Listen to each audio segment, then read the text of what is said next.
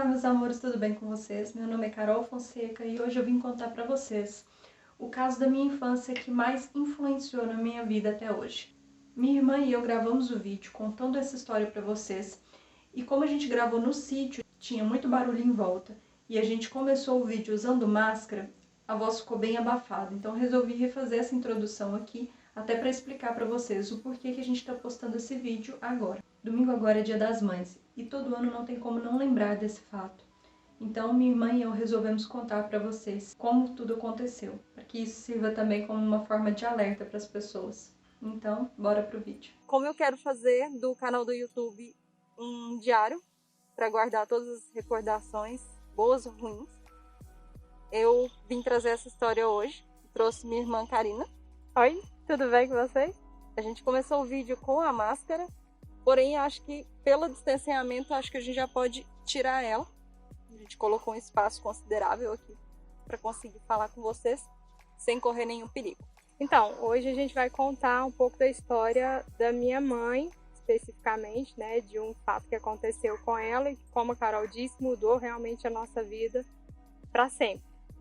Nossos pais se separaram no ano de 2000 e desde então a gente continuou morando com a minha mãe e no ano de 2003, no Dia das Mães, naquela manhã de Dia das Mães, estava até então tudo normal.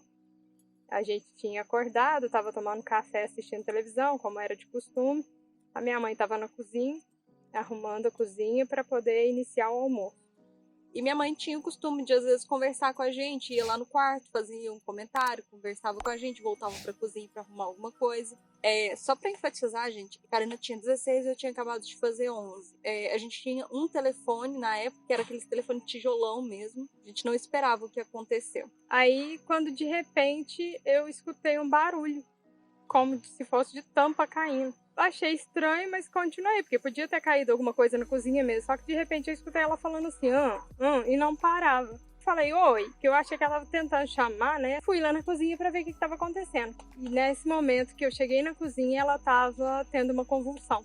Ela tinha caído no chão e estava se debatendo com a cabeça no chão, forte e totalmente sem consciência. E eu chamei por ela, falei, mãe, porque a gente nunca havia visto ninguém passando mal na nossa frente, e muito menos uma pessoa tão próxima, tão importante pra gente. Então, naquele momento, assim, eu não acreditava que aquilo estava acontecendo. Então eu pensei, meu Deus, será que isso é real? Aí, quando eu falei, vou ligar pra minha tia, ela não parou de fazer aquilo, eu falei, meu Deus, é sério, Carol, fica aí que eu vou correr pra rua. Porque eu tentei ligar pra minha tia e a minha tia estava na roça. A questão aí, gente, é porque, como a Karina mesmo disse, a gente nunca tinha visto ninguém passando mal dessa forma. A gente não sabia o que era. E a gente vê ela no chão, ela estava, no nosso ponto de vista, consciente. Porque ela estava com o olho aberto, ela estava se debatendo no chão, com a cabeça assim, batendo no chão. E estava parecendo que queria balbuciar alguma coisa, que ela estava fazendo tipo... Então, para nós, parecia que ela estava consciente de certa forma, porém não conseguia falar com a gente. E aí eu corri pra cozinha, foi que eu vi que ela tava passando mal, a Karina correu pra rua e eu tentei segurar a cabeça dela, porque como eu disse, ela ficava batendo no chão pra trás. Eu tentei segurar a cabeça dela, só que com todo o peso do corpo era difícil. Eu corri no meu quarto, peguei meu travesseiro e coloquei debaixo da cabeça dela. E nisso, a Karina foi até o vizinho, né? Sim, eu cheguei... A hora que eu saí do portão de casa, eu já vi que tinha o filho de um vizinho nosso. Estava no carro, guardando algumas coisas. Ele olhou, eu falei assim, seu pai tá aí? Ele falou assim... Só que ele viu meu desespero. Ele falou assim, não, mas o que aconteceu? Aí eu fui e expliquei que a minha mãe estava passando mal. E ele falou assim, não, só um minuto. Aí ele chamou a irmã dele, que é dentista. Eles foram lá em casa, e aí quando chegaram lá em casa, a minha mãe estava com a língua travada no meio dos dentes. Ela tinha colocado a língua para fora e travou. E travou com uma força tamanha que eles não conseguiram, só com as mãos, abrir. Então o primeiro objeto que eles viram na frente foi um isqueiro, aí eles enfiaram a parte do fundo do isqueiro para poder forçar mesmo a boca dela para conseguir abrir. Foi aí que conseguiu aliviar, porque ela não estava conseguindo respirar por causa de estar travada a língua ali. Aí eles juntos conseguiram colocar ela dentro do carro. Eu fui com ele e a irmã dele ficou com a Carol, né? E depois levou na casa deles durante esse tempo, até chegar um tio meu para poder me levar para casa da minha outra tia. E nesse momento a gente foi para a clínica, porque na nossa cidade é uma cidade muito pequena, não tem hospital. Então lá na clínica, que é o pronto atendimento da cidade, o pessoal meio que já se conhece. Quando a gente chegou com ela, que eles conseguiram colocar ela na maca e levar para dentro da clínica, até teve uma enfermeira muito antiga lá da clínica que chegou para mim e falou assim: não se preocupa, isso são as convulsões que sua avó tinha, por conhecer o histórico familiar e tudo mais. E nessa hora, assim, eu tava em prantos, desesperada, com a roupa que eu saí na rua, eu fui para a clínica. Já, como a gente tinha conseguido uma chamada com uma tia nossa, só que essa tia nossa estava na roça, ela mesma já se encarregou de ligar para outras pessoas que estavam na cidade, que poderiam ir até a clínica, né? Porque já imaginou o que estava acontecendo. Porque quando eu liguei falando que ela estava passando mal, a pessoa falou assim: não, vê com outra pessoa aí, porque eu não estou na cidade. Mas já ligou para todo mundo, então quando a gente chegou na clínica, já rapidamente já foi chegando parente de tudo que é lado e todo mundo muito junto, se unindo ali. A questão da nossa família sempre foi essa, né? Assim, independente dos problemas que tem, a gente sempre foi muito unido. No momento de necessidade, a gente sempre se uniu muito. Porque realmente, desde a hora que a minha mãe passou mal, lá em casa, que a gente correu para a clínica, e gente, foi questão de 10 minutos, e aí tava todo mundo lá na clínica para ajudar e para perguntar como é que tava, e depois que aconteceu também, todo mundo ligava e perguntava. Acho que foi ministra da Eucaristia, ela já teve uma participação ali na sociedade, então muita gente conhecia, a família, meu avô e tudo mais, a minha tia, não sabia o quão grande era essa rede de apoio que a gente sentiu tão forte e tão presente nesse momento, né? Passou um tempo, eles vieram com a notícia de que ela teria que ficar em observação porque a situação não era exatamente o que achavam que era. Pouco depois do almoço veio a notícia de que tinham tido que levar ela para o hospital. Aí levaram para o hospital de uma cidade vizinha aqui, de Vinópolis, e foi lá que descobriram o que ela tinha, mas não nesse dia, porque era Dia das Mães, era domingo, e o laboratório do hospital não funcionava. Então eles ficaram lá aguardando no hospital até no dia seguinte poder fazer exames mais precisos para descobrir o que ela tinha, né? Ficaram lá em observação até na segunda-feira. Quando foi segunda, fizeram um cateterismo nela e descobriram que o que ela teve foi um aneurisma cerebral. E aí prepararam, eu sei que na quarta-feira fizeram a cirurgia dela. Dessa parte que eu não lembro tanto os detalhes, até porque eles não me deixavam entrar no hospital, então todo esse acompanhamento que foi feito no hospital foi feito com a minha avó, minha irmã, minha tia na época. Eu não podia entrar. Nesse primeiro momento eu não entrei, eu não cheguei a ir para o hospital, eu fui depois que a cirurgia tinha sido concluída. Que aí a gente ficou na casa de uma tia nossa, dormiu lá. E quando foi de manhã cedinho, eu acordei escutando os meus tios falando assim: vai operar? E aí eu levantei e falei assim: como assim, vão operar minha mãe? Aí eles explicaram o que tinha acontecido e tudo, e que ia operar. Aí operou na quarta-feira, a gente ficou lá no hospital aguardando. Só que quando terminou a cirurgia, eles levaram para o CTI, porque é um protocolo, né? Toda cirurgia normalmente vai para o CTI primeiro para uma pré-avaliação ali e tal, até se estabelecer e estar estável para poder ir para o quarto. E quando levou para o CTI, perguntaram quem queria entrar. E aí possibilitaram a minha avó e eu entrarmos no CTI. Quando a gente entrou, preparou tudo direitinho, tem que lá fazer a esterilização e tudo, e a hora que a gente viu ela estava com um tubo na garganta. E eu não sei, hoje pensando, porque eu estava com 16 anos, né? Já se passaram mais de 16, diga-se de passagem. E aí eu não me lembro. Eu lembro dela tossindo, então eu não sei se ela acordou, se deu ciência do que estava acontecendo e Tentou começou falar, a, às vezes. né, a questão do tubo incomodar e tudo. Eu sei que ela começou a tossir e aí logo em seguida veio uma enfermeira e falou, vocês vão ter que sair. E nisso a gente ficou por entender o que estava acontecendo. Ela chegou a gente chegou a ver ela, parecia estar tudo bem, mas de repente aconteceu isso. Então a gente ficou sem entender o que estava acontecendo. Falaram até que antes da cirurgia, minha mãe, ou entre a primeira cirurgia, ela ainda estava falando, que eu lembro do meu tio comentar, que ela Foi na ainda segunda estava já. brincando, tipo assim, chegou, fez uma brincadeira com ela e ela respondeu. Sim. Então até então ela ainda estava conseguindo comunicar. Como eu vi ela nessa situação e meio que tossindo ali e tal, eu não sabia o que estava acontecendo, ela estava, na verdade, eu acredito hoje, que ela estava convulsionando novamente. Porque logo em seguida veio uma pessoa falar com a gente, eu não lembro se foi médico, se foi alguém da equipe do hospital veio falar com a gente, com a família que estava toda lá de fora, e falou que infelizmente o dreno não estava drenando o que precisava, então eles fizeram a cirurgia, abriram a cabeça dela, colocaram um tubinho, né, o dreno, e aquilo ali entupiu ou não estava funcionando por algum motivo e ela provavelmente convulsionou, acredito que foi isso que aconteceu. Abriu do pés da orelha aqui assim até o topo da cabeça. Sim. Então abriu isso tudo para fazer a cirurgia. Porque eu comentei que foi aneurisma, mas o aneurisma ele acontece em algumas pessoas e não necessariamente ele se rompe. Acontece em muitas pessoas de ter dor de cabeça muito forte e ser aneurisma e descobre através de tomografia, de algum exame específico, né?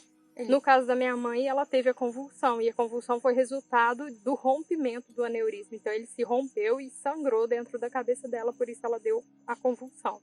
Quando vieram falar que o dreno não estava funcionando, alguma coisa não estava legal ali, eles falaram, infelizmente a gente vai ter que ir para uma nova cirurgia. Então, no mesmo dia foi feita uma nova cirurgia.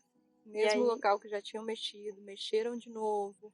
Aquela coisa por ser dentro da cabeça, a gente não sabe o que esperar da recuperação, porque de uma cirurgia só já era a possibilidade muito grande de ficar sequela de 2 cirurgias no mesmo lugar, então acredito que a possibilidade aí dobrou, né? Aí quando terminou essa cirurgia, aí eu já não quis entrar, porque pra mim já tinha sido bem tenso ver ela naquela situação, entubada e tudo mais, e eu preferi não entrar dessa vez. Uma prima dela entrou junto com a minha avó. E foi nessa hora, depois da segunda cirurgia, ela já estava bem, ela já estava acordada. Eu não sei se ela estava entubada. E aí a prima dela perguntou, você sabe quem está aqui? Aí ela falou, minha mãe, minha prima. Então ela conseguiu falar e eles pensaram, não, beleza e tal. E a cabeça dela enfaixada, né, e bem inchada. Aí passou-se, acho que um dia, no dia seguinte ela já foi pro quarto, ficou uns dias no quarto até se restabelecer totalmente para vir embora para casa. Nesse meio tempo que ela foi pro quarto, foi quando tentaram me levar para ver ela, porque a gente não sabia ainda se ela ia recuperar, se ia ficar tudo bem ou o que ia acontecer. Então eu lembro do meu pai me levar até o hospital pra gente ver ela, porém chegando no hospital eles não me deixaram entrar, porque como eu disse, eu tinha 11 anos e não era permitido.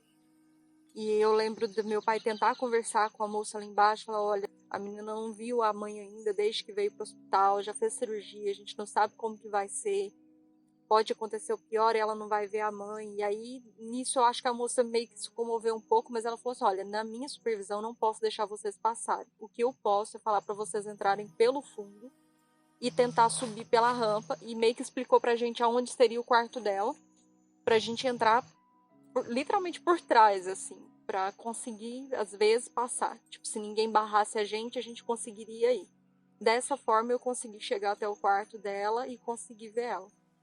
Foi bem pouco, e a mudança, gente, é absurda, assim, foi drástico.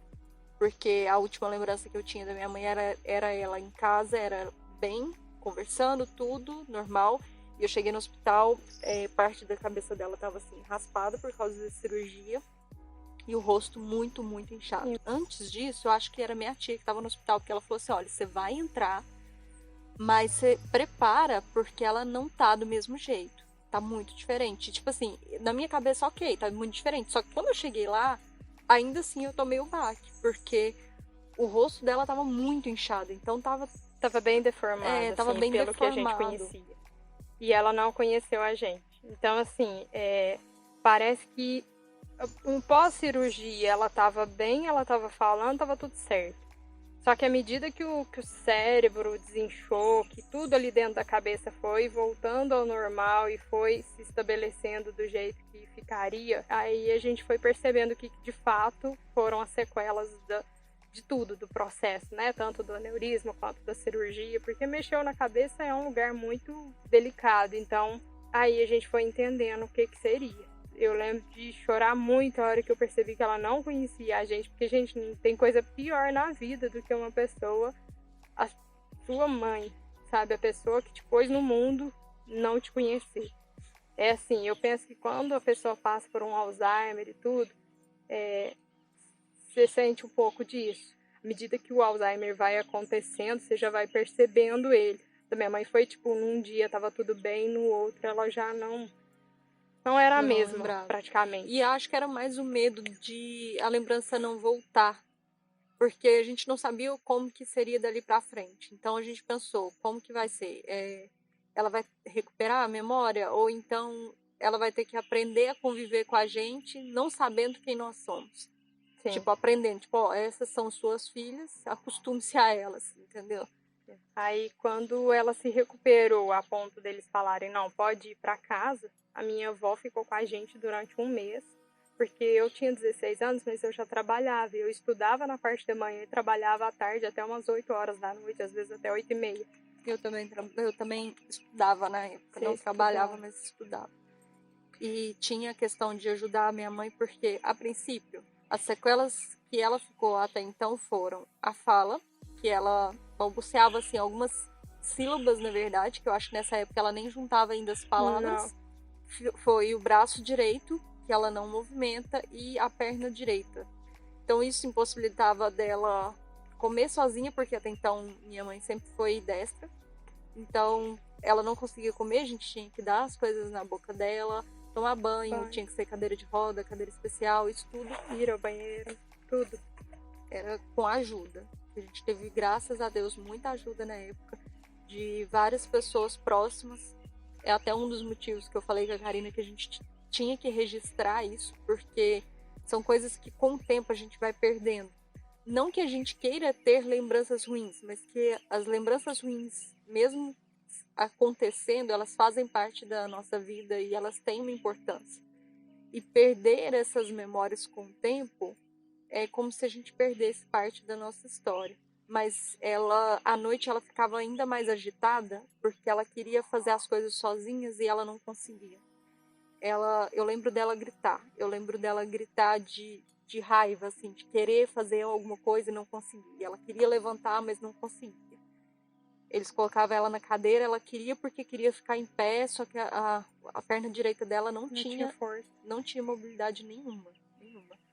Ela entrou para fisioterapia, para o braço e para a perna, e para fonoaudióloga para voltar a falar. Ela teve um progresso bom enquanto ela estava fazendo. Porém, depois de algum tempo, ela parou de fazer a fisioterapia assim que ela ganhou mobilidade da perna. Um mês. Tendo voltado do hospital, ela voltou a andar. A minha mãe, ela nunca gostou de depender das pessoas.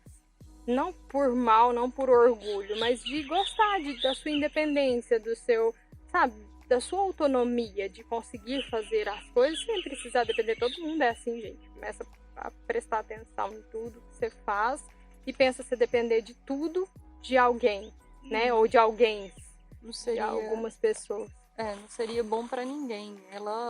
A questão também é de não querer incomodar. Você saber que você precisa de ajuda para fazer tudo. Tipo, alguém se dispor a ficar 24 horas com você para poder te ajudar a fazer tudo. Ela voltou a caminhar, depois que ela voltou a caminhar, ela parou de fazer a fisioterapia, porque o horário de fazer a fisioterapia era muito ruim, ela meio que colocou desculpa disso também. E depois a fonoaudióloga, ela também parou. Eu lembro de uma época que ela estava falando várias pequenas palavrinhas. Por causa dela ter parado com a fonoaudióloga, isso regrediu. Ela parou de falar muita coisa do que ela já estava falando. E nós duas, por não ter consciência do quanto isso seria importante na época, época, a gente acabou não insistindo de ela fazer, porque a Karina não tinha tempo. E a minha mãe sempre foi de opinião forte, então não adiantava ser uma menina de 11, 12 anos querer falar, vamos na falar fisioterapia sim. Ela vai falar, não, eu que sou sua mãe, eu não vou não. Ela faz tricô com uma mão só, com suporte com agulha, e a outra mão, que é a esquerda, que ela nem tinha tanta mobilidade, tanta facilidade de mexer, hoje ela faz tricô com esse suporte. Ela consegue picar as coisas de comer, ela consegue arrumar as coisas em casa, ela varre a casa apoiando também a vassoura no braço. Então, assim, tudo que ela poderia conseguir fazer sozinha, sem depender dos outros, ela faz. O que é uma vantagem e muitas vezes uma desvantagem. Porque nessa de querer ser muito independente, de não querer precisar das pessoas, ela faz coisas que não deveria. Por exemplo, se ela cismar que tem que limpar uma janela e não tiver ninguém por perto para poder ajudar ela a limpar essa janela, ela vai subir numa escada e ela vai limpar a janela. Já apareceu com roxo, inclusive, e a hora que a gente questionou, apertou ela falou, assim, deu a entender que foi no quintal e desequilibrou e caiu lá. De todas as mudanças, eu acho que a que mais chocou, assim, nem foi a questão do corpo, assim, de não conseguir, às vezes, mexer o braço ou a perna, porque até hoje ela anda mancando, o braço não voltou, porque ela parou com a fisioterapia, e palavras, ela fala palavras pequenas, tipo, ela fala Caína, que é o nome da Karina, Caol, que é o meu nome, Jesus, amém. Ela fala amém. Ela fala sim, também. Não. Sim.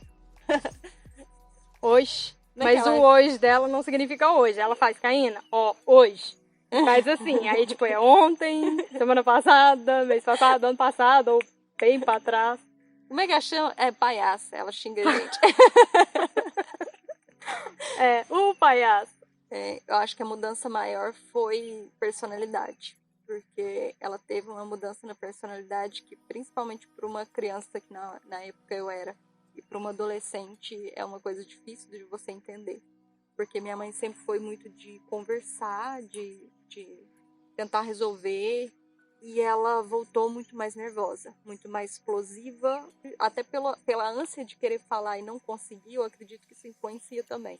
Ela não consegue, às vezes, conversar e ter uma discussão para resolver. Ela xinga, ela briga. Não é por mal, é porque era o jeito que...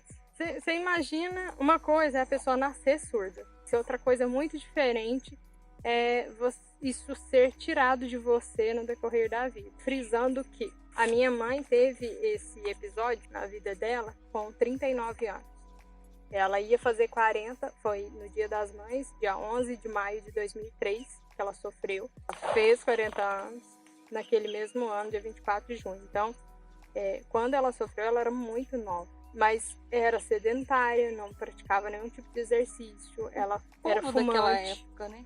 O povo daquela época não era aquela coisa de eu tenho que fazer uma corrida à tarde para poder melhorar meu condicionamento. Sim, isso hoje tá mais... O pessoal tá mais consciente, né? Mas não era um hábito muito comum. Fumante desde a adolescência? Sim, desde os 16, se não me engano. Então, assim, ela ouviu uma história, né, que sempre se falou a respeito do vinho fazer bem para o coração, um pouquinho de vinho por dia. Então, era uma coisa que não faltava lá em casa, na geladeira, era uma garrafa de vinho, que ela tomava um golinho todos os dias. Isso, unido ao fato de ser fumante desde os 16 e o fato de ser sedentária. E uma outra questão, que ela sempre reclamou de dor na nuca. Que hoje a gente sabe que isso muito provavelmente era um indicativo de pressão alta. Mas como a gente nunca foi exatamente de ir ao médico, nunca foi feito exame mais profundamente para saber exatamente o que ela tinha. A questão do médico também é o que eu tinha comentado, que a gente não tinha plano de saúde na época. Minha mãe trabalhava, inclusive, na época. Ela tinha sido demitida, ela estava cumprindo aviso. E aí juntou o fato da preocupação, porque por mais que a Karina trabalhasse e a gente tivesse a pensão do meu pai, o valor era pouco. Então, assim, ela não sabia como que ela iria fazer sem emprego para poder conseguir manter a gente. Então, juntou o fato dela ser muito preocupada com todos esses outros fatores e acabou acontecendo isso. Uma coisa que eu disse que isso alterou bastante na nossa vida com relação a esse ocorrido foi porque a gente passou a ter mais responsabilidade muito nova. A Karina passou a ter o dobro de responsabilidade porque de repente ela passou a ser a minha segunda mãe. No momento em que minha mãe às vezes não conseguia dar conselho ou fazer alguma coisa por mim, era a Karina que fazia. E por ela mesma. Tipo, ela parou de ter tanto apoio assim da minha mãe para fazer as coisas, para se virar sozinha, até para trabalhar e fazer as coisas mesmo. Então, pessoal, se eu tiver alguma foto aqui anterior mais fácil, eu vou colocar para vocês verem de antes do ocorrido e uma foto dela de agora, para vocês verem como ela tá. Se algum dia eu for fazer algum vídeo e ela quiser participar, eu trago ela aqui no canal também. Então por hoje é só. Se você gostou do vídeo, deixe seu comentário, seu like e não se esqueça de se inscrever e ativar o sininho para não perder os próximos vídeos. Um beijão, fica com Deus e até o próximo vídeo. Em 2020, mais de 78 mil pessoas morreram em decorrência de um AVC, sendo essa a segunda maior causa de morte, perdendo apenas para o infarto. Vou deixar para vocês aqui nos cards, linkado, um vídeo de primeiros socorros a uma pessoa com AVC. Na maioria das vezes, você consegue diagnosticar e socorrer de forma mais rápida uma pessoa com esse quadro. E isso é fundamental para a pessoa.